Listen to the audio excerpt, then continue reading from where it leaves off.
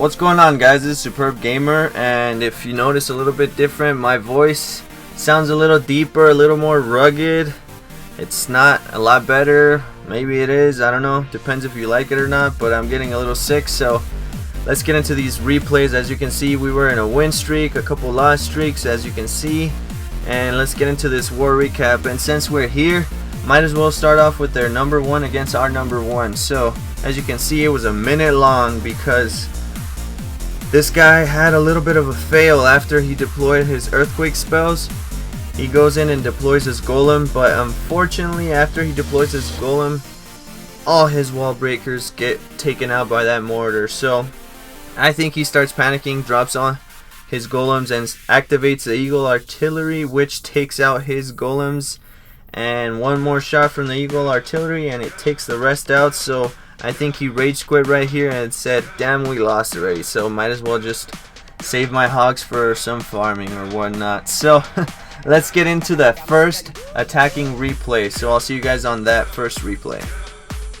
Alright, so for the first attacking replay, as you can see here, it's going to be our number one against their number one. Clearly this guy spent a lot of gems, or he's just rushed a lot. So the downside of rushing like this, guys, and putting all your defenses down, you're going to get matched up with someone with max defenses and max troops, as you can see here.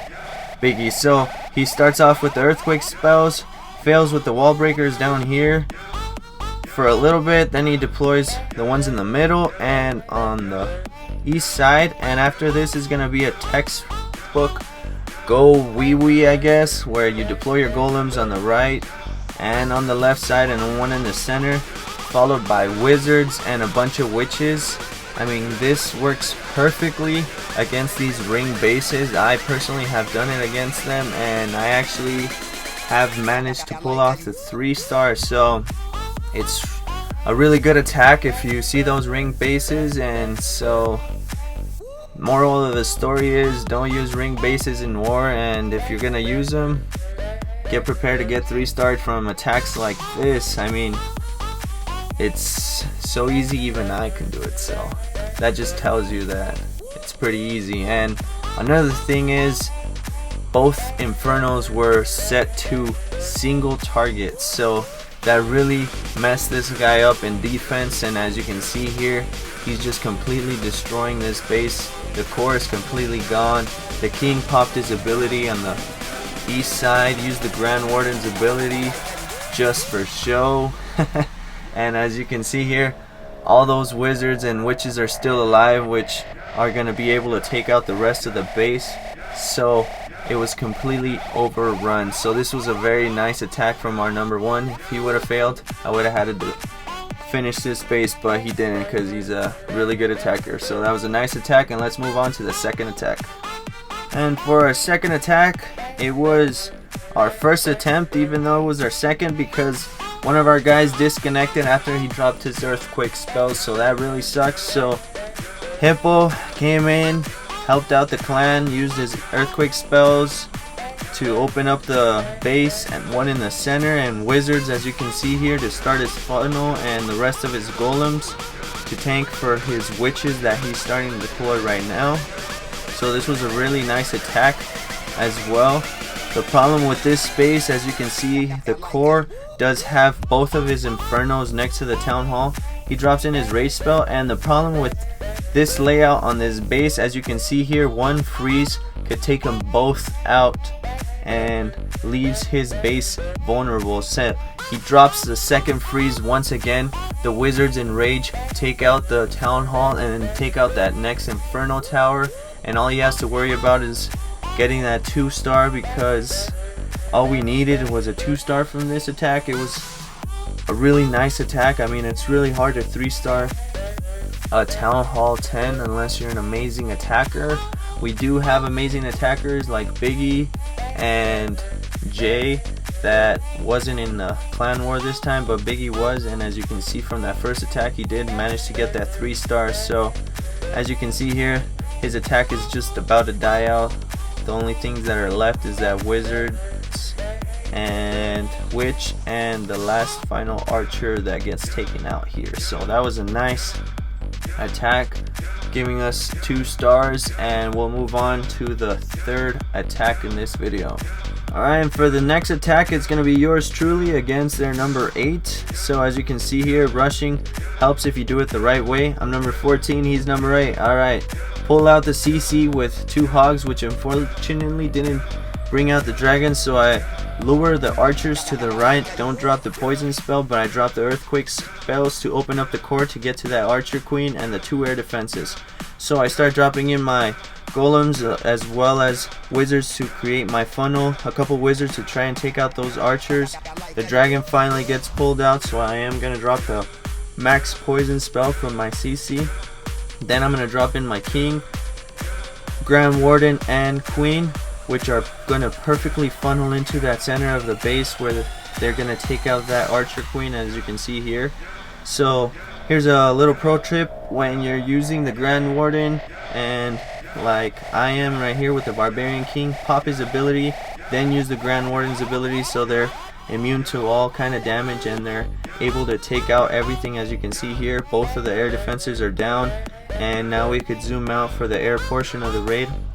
So we'll let the heroes walk around the base, and I deploy my 2 lava hounds followed by targeted balloons, a couple of haste spells to speed up the process with those loons so they could take out this air defense.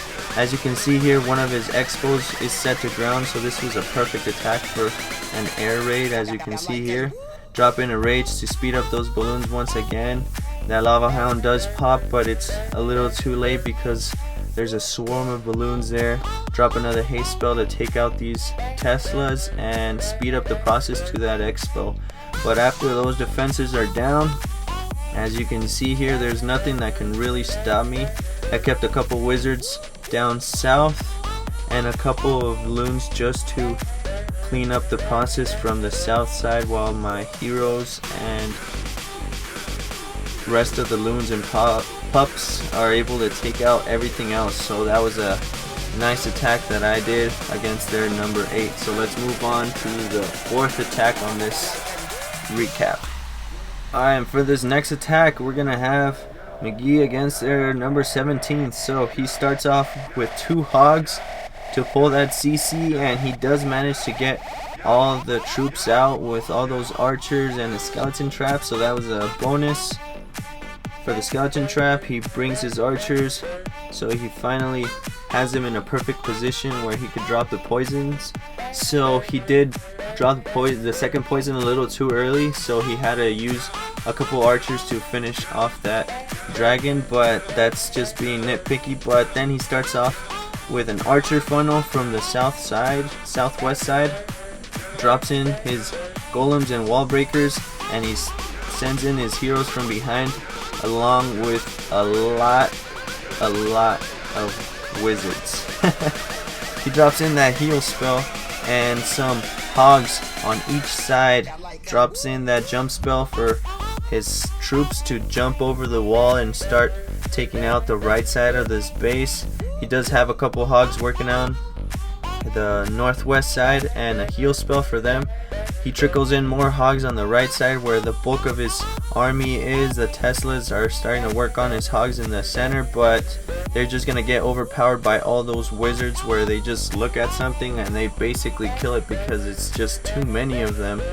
But unfortunately they did split up here, so in a way that's good for him because they're not going to be wasting that much time on one thing.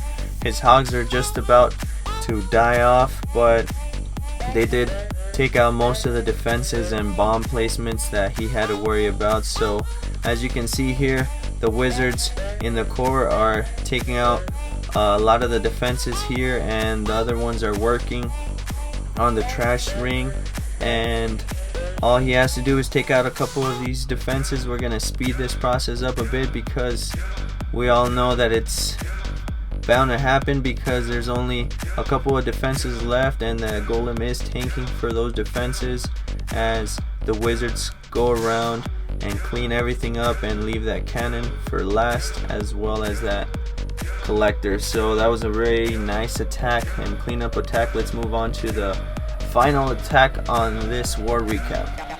Alright, and for the final attack, it's This base, as you can see here, Heisenberger is gonna do the zap quake. I mean, I would have done this personally. It was begging to get taken out by dragons or loons or whatever. So as you can see here, it drops the lightning spells followed by the earthquake spells, which takes out 2 of the air defenses, which basically leaves this very defenseless against an air attack because his expos are also grounded. So he drops in 2 golems to tank for his wizards and heroes, and as you can see here, they will take out that air defense right there, so it's gonna leave it even more vulnerable to an air attack. So they drop in their lava hound from the CC, which is just complete overkill against this base, but it was smart because if there's any trip mines or mines like that, like explosives that could target his